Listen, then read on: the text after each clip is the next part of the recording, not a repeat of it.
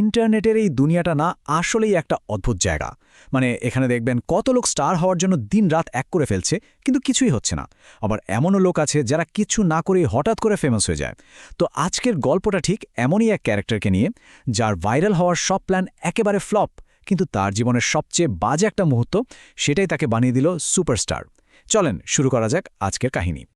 আচ্ছা, এই যে বিখ্যাত হওয়ার জন্য চেষ্টা করা আর সত্যি সত্যি বিখ্যাত হয়ে যাওয়া, এই দুইটার মধ্যে আসল পার্থক্যটা কোথায় বলুন তো? এই প্রশ্নটাই কিন্তু আমাদের আজকের গল্পের একদম মূলে রয়েছে। আর আমাদের গল্পের যে হিরো, সেই কঠিন প্রশ্নের উত্তরটা পেয়েছিল, তবে যেভাবে পেয়েছে সেটার জন্য সে মোটেও প্রস্তুত ছিল না। তো প্রথমেই পরিচয় করিয়ে দিই আমাদের গল্পের হিরোর সাথে। নাম তার পিন্টু, একজন ওয়ানাবি ইনফ্লুয়েন্সার। তার জীবনের একটাই স্বপ্ন, একটাই লক্ষ্য, যে করে হোক ভাইরাল হতে হবে। চলুন দেখি তার এই জার্নিটা কেমন ছিল। এই গল্পে মেইনলি ক্যারেক্টার কিন্তু তিনজন। প্রথমজন তো পিন্টু নিজেই, আমাদের সেই ওয়ানাবি স্টার, যার অ্যাম্বিশন আছে প্রচুর কিন্তু কমন সেন্সের বড়ই অভাব। দ্বিতীয়জন হচ্ছে ঝন্টু, পিন্টুর বন্ধু আর ক্যামেরাম্যান। বেচারা পিন্টুর এই সব পাগলামি দেখতে দেখতে একেবারে ক্লান্ত। আর ৩ নম্বরে আছে মিউ মিউ, পিন্টুর পোষা বিড়াল। আর সত্যি বলতে কি, এই মিউ মিউ সম্ভবত পিন্টুর চেয়েও বেশি বুদ্ধিমান। তো পিন্টুর মাথায় ভাইরাল হওয়ার জন্য দুর্দান্ত সব প্ল্যান ঘুরছিল, মানে যাকে বলে একেবারে ফাটাফাটি আইডিয়া। কিন্তু প্ল্যান করা আর সেটাকে বাস্তবে রূপ দেওয়া যে এক জিনিস না, এই সহজ সত্যিটা বুঝতে তার খুব বেশি দেরি লাগেনি। তার প্রথম বিপ্লবী আইডিয়াটা ছিল সূর্যের আলো দিয়ে চা বানানো। হ্যাঁ, ঠিকই শুনেছেন।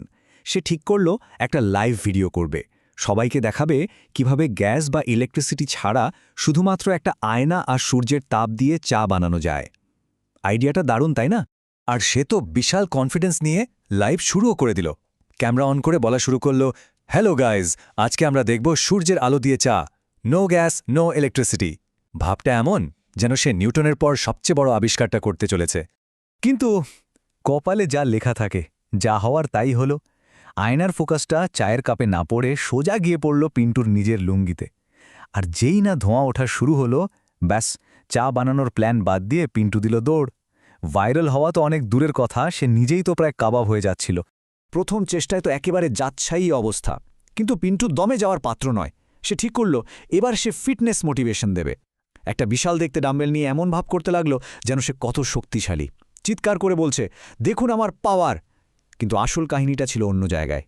ডাম্বেলটা ছিল আসলে প্লাস্টিকের, একদম হালকা। আর তার এই চালাকিটা ফাঁস হয়ে গেল যখন তার সেই স্মার্ট বিড়াল মিউ মিউ এসে আলতো করে ডাম্বেলটা মুখে নিয়ে হেঁটে চলে গেল। কি একটা অবস্থা! তো পরপর 2টা প্ল্যান এভাবে ফ্লপ করার পর পিন্টুর অবস্থা একদম কাহিল। মনটা পুরোপুরি ভেঙে গেল তার। সবার সামনে এভাবে হাসির পাত্র হয়ে সে একদম হতাশায় ডুবে গেল।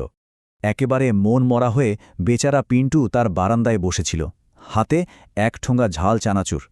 আর সেটা খাচ্ছে আর কাঁদছে।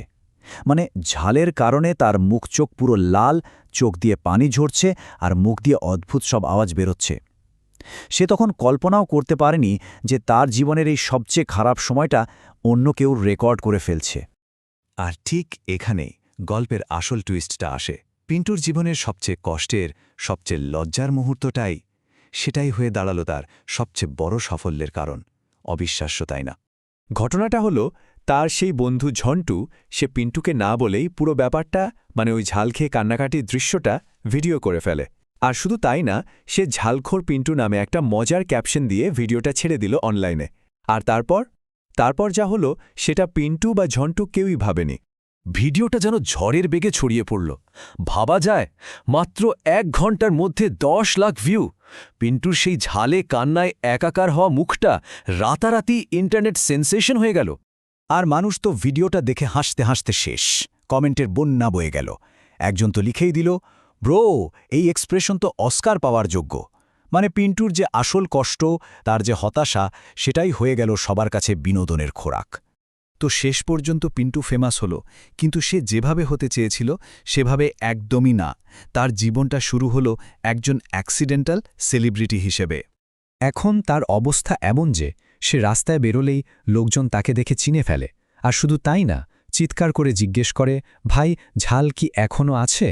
এই একটা প্রশ্নই যেন তার নতুন আইডেন্টিটি হয়ে গেছে। ব্যাপারটা তাহলে কি দাঁড়ালো খেয়াল করেছেন? তার এত কষ্ট করে প্ল্যান করা সব স্টান্ট, সব আইডিয়া, সব ফ্লপ, আর তার জীবনের সবচেয়ে কষ্টের, সবচেয়ে আসল একটা মুহূর্ত, সেটাই তাকে সুপারহিট বানিয়ে দিল। মানে এক প্যাকেট ঝাল চানাচুর তাকে রাতারাতি স্টার করে দিল। কি অদ্ভুত, তাই না? পিন্টুর এই গল্পটা কিন্তু আমাদের একটা বেশ গভীর প্রশ্নের সামনে এনে দাঁড় করায়। আচ্ছা, তাহলে কি আসল খ্যাতি সেটাই যা কোনো প্ল্যান প্রোগ্রাম ছাড়াই একদম হঠাৎ করে চলে আসে? মানে অ্যাক্সিডেন্টাল ফেমই কি সবচেয়ে অথেন্টিক ফেম? এটা কিন্তু ভাবার মতো একটা বিষয়। কি মনে হয়?